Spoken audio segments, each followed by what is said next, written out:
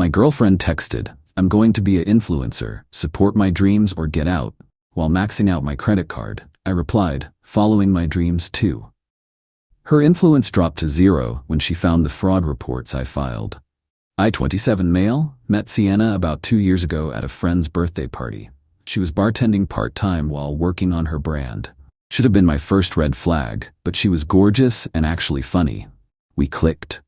First year was great. She moved in after 8 months, split everything 50-50, even though I made more as a software developer. She kept bartending, posting on Instagram, talking about her 5-year plan to become a lifestyle influencer. I supported her. Why not? Everyone needs dreams. Things shifted 6 months ago. She quit bartending to focus on content creation full-time. Said she needed to post consistently, engage with followers, create her aesthetic. I agreed to cover rent temporarily, keyword temporarily. Her content was basic. Smoothie bowls, workout videos in our living room, day in my life vlogs that were 90% her talking to her phone. She had maybe 3K followers, but she studied bigger influencers like she was preparing for the bar exam. 2 months ago, she sat me down with a PowerPoint, actually made slides. "Babe, I need to level up," she said, clicking through photos of influencers in Bali, designer hauls, aesthetic apartment tours. "I'm competing with people who have resources. I need resources." Okay, what kind of resources? New camera equipment, better lighting, some investment pieces for my wardrobe, maybe a few trips for content. I asked for numbers. She said about 5K to start. I nearly choked on my coffee. "Sienna, that's a lot. Maybe start smaller, build up." Her face changed. "You don't believe in me." That's not what I said. "Marcus, I'm trying to build something here. Every day I'm falling behind. These other girls have boyfriends who support them, who invest in their future. I am supporting you. I'm paying all our bills. That's not investment. That's maintenance." She pulled up an Instagram account with 100K followers. She started same time as me. You know why she's successful?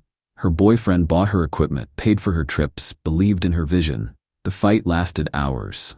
Ended with her sleeping on the couch and me feeling like garbage for not believing in her dreams. Next morning, she acted like nothing happened. Made breakfast, kissed me goodbye. I thought we'd moved past it. I was wrong. Started noticing charges on my credit card. Small at first, $50 here, $80 there. When I asked, she said she was buying props for content, and she'd pay me back when her sponsorships came through. I let it slide. Pick your battles, right? Then last week happened. Got a fraud alert from my credit card company. Someone tried to charge $2,400 at a camera store. I called immediately, thinking my card was compromised. While on hold, more alerts came through. Designer clothing site, $1,800. Airline tickets, $3,200. Luxury hotel booking, $1,900. All pending charges. My stomach dropped.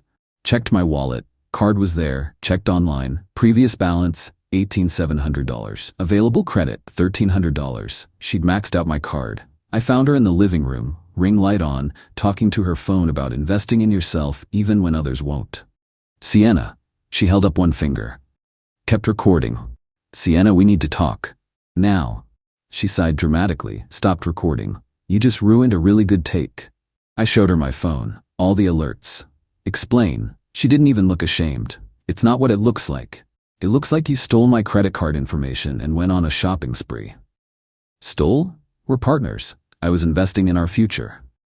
"My credit card is not our future. It's fraud." She laughed. Actually laughed. "Fraud? I'm your girlfriend. That doesn't give you the right to use my credit card without permission." "I tried to get permission. You said no. What was I supposed to do? Not commit a crime?" She stood up, hands on hips. "You know what? This is exactly the problem. You think small. I'm trying to build something and you're worried about a few $1,000s. $8,000. You spent $8,000. Invested. And it would have been worth it. The Bali trip alone would have generated enough content for 2 months. The camera equipment is professional grade. The clothes are investment pieces. None of that matters because you stole from me. Don't be dramatic. I was going to tell you, and when I start making money, I'll pay it all back with interest. I pulled out my phone. I'm calling the credit card company. Her face went pale. To dispute the charges? To report fraud? You can't do that. I'm your girlfriend. Watch me. Called right there. Reported every charge from the last month as fraudulent. The rep asked if I knew who might have done it. I said yes, my girlfriend had used the card without authorization. They said they'd investigate and I'd need to file a police report for amounts this large. Sienna was pacing, ranting about trust and partnership and how I was sabotaging her career. When I hung up, she grabbed my arm. Call them back. Tell them it was a mistake. No. Marcus, if you do this, I'm done. I'll leave. Door's right there. She stared at me like I'd grown a second head. You're really choosing money over our relationship? You chose theft over our relationship. I'm going to be huge. In a year, this will be nothing. You'll be thanking me. In a year, you'll have a fraud conviction. She grabbed her phone, started typing furiously. My followers will hear about this. How you crushed my dreams. How you financially abused me by controlling the resources. Good luck with that narrative when the police report goes public. She stopped typing. You wouldn't dare. I have an appointment at the station tomorrow morning. Update 1. The last 72 hours have been insane. Sienna didn't leave that night. Instead, she tried a new strategy. Love bombing. Cooked dinner, apologized, sort of, tried to initiate intimacy. When that didn't work, she switched to tears. Then anger. Then back to tears. It was exhausting. Next morning, I went to the police station. Filed the report. The officer taking it asked twice if I was sure, since it was a domestic situation. I said yes. She nodded, said these cases are more common than people think. When I got home, Sienna was gone. So was her ring light, camera, and about half her stuff. Also missing, my Nintendo Switch, my backup laptop, and weirdly, my coffee maker. But here's where it gets interesting. She'd already started her campaign. Posted a tearful video about financial abuse in relationships and how her narcissistic ex was trying to control her dreams. The comments were mixed. Some people supported her, others asked for specifics. Then she made her mistake. She posted screenshots of evidence, including partial screenshots of my credit card statement showing the purchases, except she didn't crop out the last 4 digits of the card number. Or the transaction IDs. My buddy Keith is a paralegal. He screenshot everything immediately. Dude, she just admitted to the fraud publicly. But wait, it gets better. Remember those purchases? The camera equipment, designer clothes, airline tickets? She'd used them all in her content already. Posted unboxing videos, packing for Bali content, outfit try-ons, all dated before we broke up. The investigation was quick. Credit card company had her on camera at the luxury stores. She'd used tap to pay from her phone, which meant she'd added my card to her wallet app. That requires the full card number, expiration, and CVV. Clear proof of unauthorized use. They reversed all the charges. But that created a new problem for Sienna. See, she'd already flown to Bali, already worn the designer clothes in her posts, already used the camera equipment.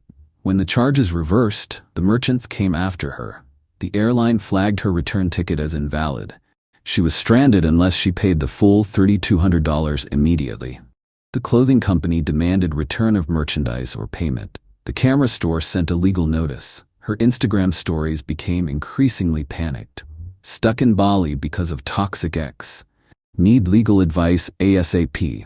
This is what happens when you date a tech bro. Update 2. Sienna's influencer career imploded faster than a failed souffle.